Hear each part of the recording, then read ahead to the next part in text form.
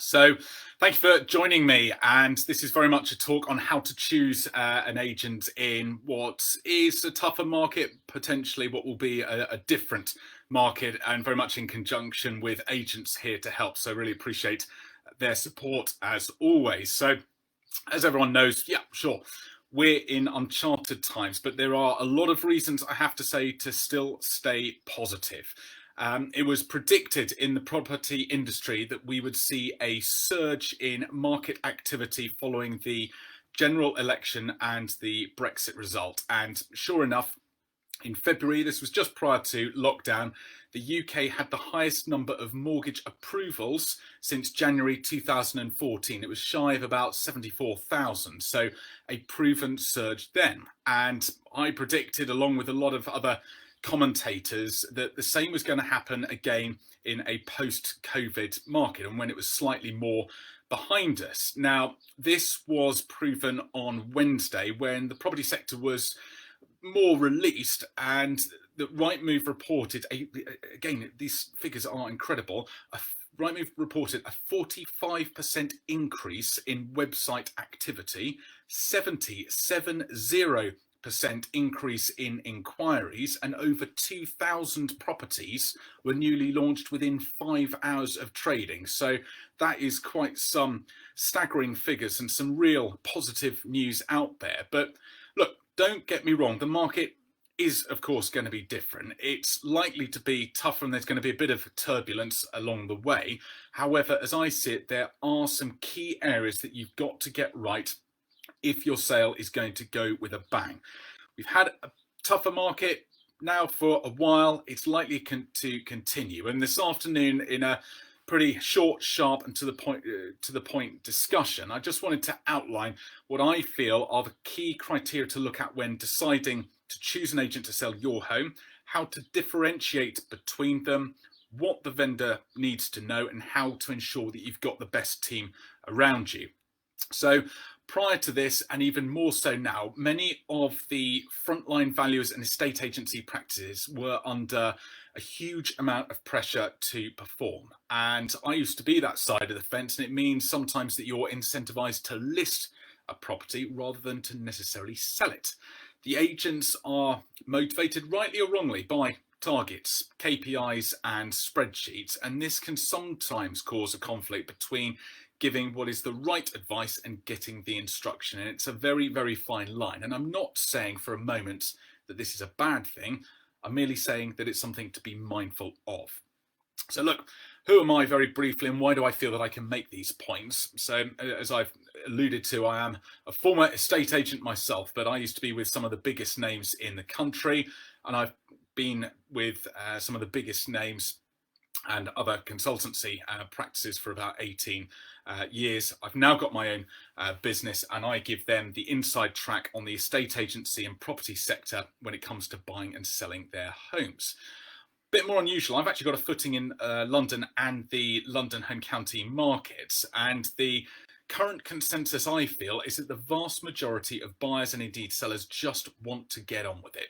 Lives have been put on hold, and yeah, sure, the market is a bit mixed. We've seen a huge surge at the moment, but there are some key agency cornerstones that you need to master to ensure that your sale is going to go with a bang, and then make sure you're ready for these. So as I see it, the key points are, first one, and probably right at the top of the tree, I'd say at the moment, is experience. Because as with any business sector out there, yeah, of course, there are always the rogues out there, but you need to ensure that your agent has earned their time working at the agency coalface, if you will, for a good number of years.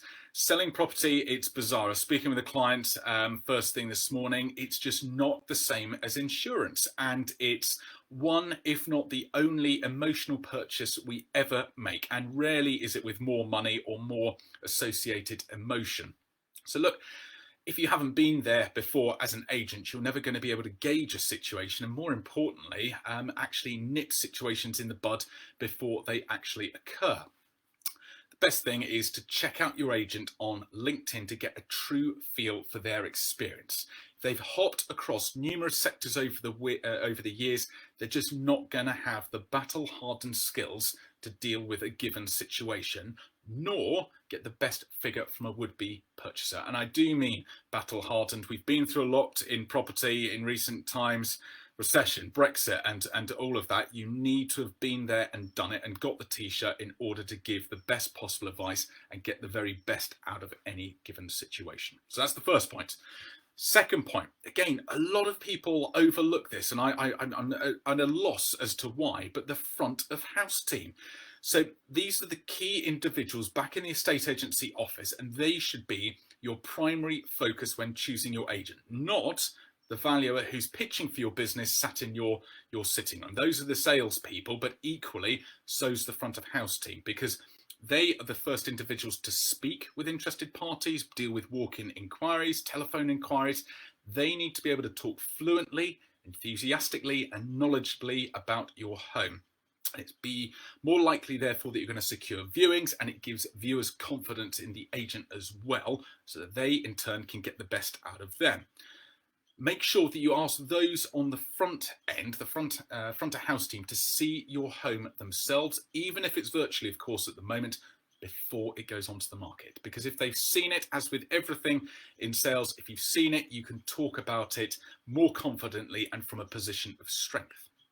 Next point on the front of house team is just to also ask, how is your sale going to be handled once you go under offer? And to be clear, selling a property is actually the easy bit.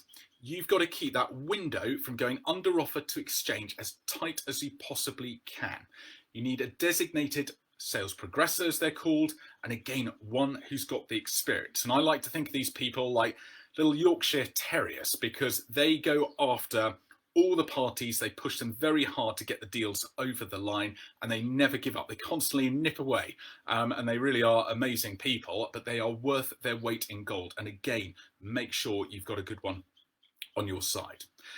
The next point is viewings. So, of course, we're in uncharted times. It's still a movable feast on how best to conduct these, and currently agents, they're not necessarily allowed to accompany unless there's very strict guidelines in place and the doors need to be all opened up and social distancing in place. So again, it's not what it was. However, prior to lockdown, and we will eventually come back to this, is that I'd always say be wary of agents who can ask you to conduct the vast majority of the viewings, because as I see it, it's slightly a lazy estate agency, and it's not necessarily, again, in your best interest as the vendor. Showing potential buyers around a property is an art, and the most experienced agents know exactly what the viewers are looking for and how to get the best out of them. So one of the little tricks I used to do is that you're showing someone a property, they make an enthused comment about, I don't know, the breakfast kitchen. So what do? You finish the viewing in the breakfast kitchen. So the last thing they actually remember is the breakfast kitchen. It's little things like that. You don't want just a simple door opener. So it's a key but important point. You as the vendor, again, it's different at the moment, sure, but make sure you're not in the background, you're not in earshot, because you want the genuine feedback, and that is so valuable and important. And yep, I agree, virtual viewings are in place, and I am going to come back to these in a moment. As I mentioned at the start, I had a very good question in advance about this, and the virtual viewings, again, we just need to talk through. The next point is marketing. So look, before you choose an agent, mystery shop them. Always investigate their marketing collateral. How well are you treated as a buyer, for example? Do the front of house team know their stuff? Do they ask you the right questions? Because an instant fail for me is when you call them up and the agent says, I'll just get the brochure and check. You've already got the brochure. So what's the point? Look through the brochure examples, check they're all well designed, presented, and outstanding photography. And I do mean outstanding. Brief descriptions, floor plans, and site plans as well where relevant. Again, check for typos. Are all the descriptions amazingly similar? Because if it's a copy and paste job, you may just want to part ways with them. Take, of course, a look at their web portal presence, Rightmove and On the Market, social media activity, videos, editorial and PR coverage. It all counts, and it really is not just about online presence. Check, ask your agent, how many proceedable cash buyers could they instantly pick up the phone to? It's a good sort of test as to how straight talking your agent is, because as I see it, if they say any more than about a dozen, yeah, they may be wishful thinking, perhaps. The next point, again, guide price. Common tactic, as I think we're all aware, but you don't necessarily appreciate it when the agent is around your home, is a common tactic shown by, I have to say, the less scrupulous agents to secure your business is to suggest a guide price where it's got you planning your next holiday in the Bahamas. Go with your gut feel. If it sounds too good to be true, what do you know? It usually is. Buyers are very well researched nowadays, and your guide price needs to be realistic and on the fence, because if it is, you're going to get the interest. If you don't and you overpitch it, you're going to be one of those properties that languishes in the market too long, and you're going to have to regularly reduce your price, and it just sends the whole wrong message to the market, and the whole thing becomes stagnant. It also, I think a lot of people don't fully appreciate this, it creates a far greater problem because it unnecessarily adds to your digital footprint, your online history. All these websites record your market activity, and you can never delete it, and it's something just to be aware of. You need to critically trust the agent who gives you a realistic guide price, but please never ever instruct an agent who just quotes the highest price. It's much more than that. The next point on how to choose your agent, and the last point actually, albeit slightly taboo, is commission. It's fees. It's a bit of a false economy to strong arm the agent into a low fee, or just to go with a cheap agent, because you might congratulate and high five yourself for securing a better fee than anyone else. But here's the important thing.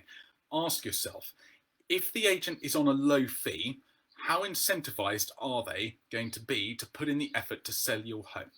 Not a lot, because the small percentage that you might pay in addition for a better agent is a small drop in the ocean compared to the extra thousands they're motivated now to secure you at the negotiation stage. You need to remember, estate agents are often rewarded by their commission. That is their reward. And if you take that and you whip the carpet from under their feet, they're instantly disincentivized, and they'd much rather look after another property that they're going to get rewarded for. It makes sense. I'm not saying go drastically over and overpay for your agent, but again, it comes to the guide price element. On the fence, you know what the standard market rate is. That's what you should be aiming to pay as well. So look, overall from this talk, how to choose an agent. It's experience, it's the front of house team, it's viewings, marketing, guide price and fees, but they've all got their respective roles to play. It's how they all merge together with the appointed agent that is critical in today's very rapidly changing market. And look, personally, for me, my highlights are, it's got to be attention to detail and experience. That word has just cropped up in so many of the points that I've gone through. Experience, and again, the front of house team. Those are the things that are actually going to pay dividends. So I hope that's been of use, and that's my take on estate agents. I mentioned at the beginning a very good question about the whole virtual viewing arrangements at the moment and my take on it. As I see it, and this is new territory, I think, for everyone, it's a great tool, don't get me wrong, but I don't see it as an advantage to have them freely available by putting them on Rightmove and everywhere else, because as I see it, have you thought about the security risk they pose? You've got potential high value items and you've got a very clear guide around your home. So what I'm saying is, by all means, advertise the fact that you've got one and it's available, but it needs to be, as quite a few of the good agents are doing, accompanied online by the agent, i.e. the agent has the video tour, they're screen sharing with the interested party who's been pre-qualified and vetted, but it's the agent that retains that file. The agent holds that video, and that way the agent can go and chase up potential interest and again get the best out of them. If you have one of these videos, or indeed your property online, who are these people looking at your video? Who are these people looking at Rightmove? Yes, an agent may say we've had 200 hits this week, but at the end of the day, Rightmove doesn't know that information. You cannot, as an agent, go and follow them up. And that's why I always say less is more. Put less information online, have potentially interested parties engage with the agent to say, you didn't tell about X, can you tell me more about Y? they've then rung and engaged with the agent. The agent can get all their details, give them the answer, and more importantly, go and follow them up. So as I said, virtual viewings certainly have their place. It's early days, but again, to have it freely available on all these websites, I'm not sure that's necessarily the way forward at the moment, because you need to tightly control who's viewing it and go after them as well. And look, if there's any other questions, feel free to get hold of me or indeed have a word. The website is alexgoldstein.co.uk, and really hope that's been of use to everyone. No doubt see you soon. Thanks again.